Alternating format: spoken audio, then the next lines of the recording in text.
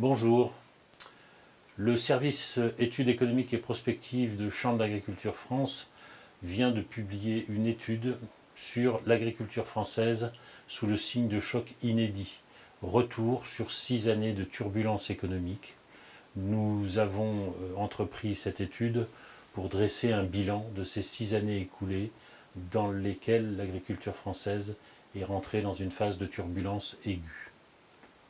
En 2019, au début de la mandature, les élus qui ont pris leurs fonctions n'avaient pas imaginé la succession de chocs qui allaient bouleverser le paysage agricole. En effet, à partir de 2020 et avec la pandémie, suivie par la guerre en Ukraine, les marchés agricoles ont été bouleversés. Et probablement que ces chocs ont eu un impact et ont conduit à la crise agricole que nous avons connue pendant l'hiver 2023-2024.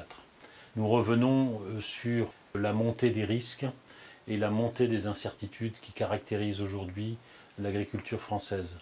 Nous estimons que cette agriculture est désormais totalement insérée dans une société à risques multiples.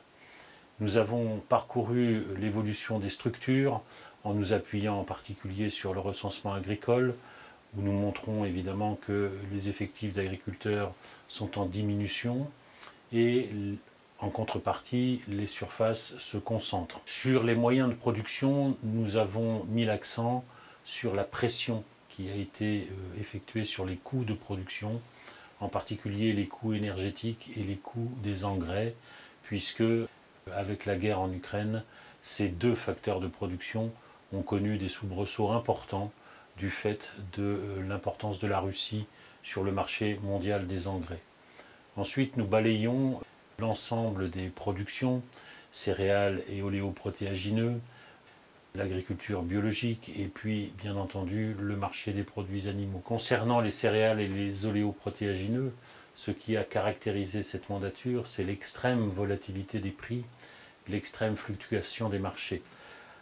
Lorsqu'il y a des flambées de prix, en particulier à partir de la fin de l'année 2021 et surtout au moment du déclenchement de la guerre en Ukraine, eh bien, très souvent c'est accompagné d'un reflux tout aussi important de ces prix qui peuvent perturber évidemment les résultats économiques des exploitants agricoles.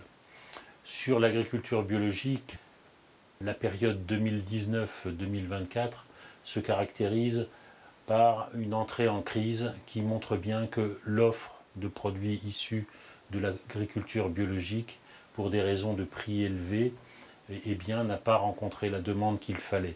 Donc nous sommes dans une phase en quelque sorte de surproduction qui a énormément pénalisé les agriculteurs qui s'étaient lancés dans ce type de production biologique. Pour le marché des produits animaux, eh bien, ce qui doit retenir l'attention, c'est la fermeté des prix. Et cette fermeté des prix, si elle constitue une bonne nouvelle pour les éleveurs, doit aussi être rattachée à l'évolution des cheptels et à l'évolution des effectifs d'éleveurs.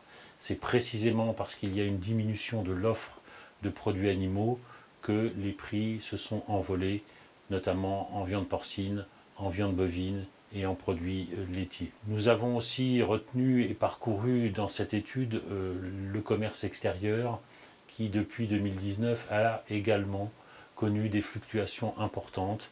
Certaines années sont des années florissantes avec d'excellents résultats sur le commerce extérieur, le solde s'est amélioré, et puis d'autres années où le solde excédentaire est en repli. C'est un point important, surtout lorsqu'il y a une pression concurrentielle extrême qui provient à la fois de l'intra-communautaire, mais aussi des principaux concurrents à l'échelle mondiale.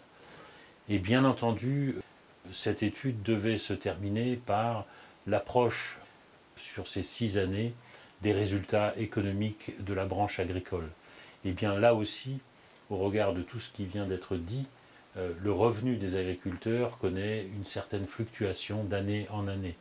Il peut y avoir des années positives avec une nette amélioration du revenu des agriculteurs, mais ces années peuvent être suivies aussi par des baisses tout aussi significatives qui peuvent mettre en péril la pérennité des exploitations agricoles.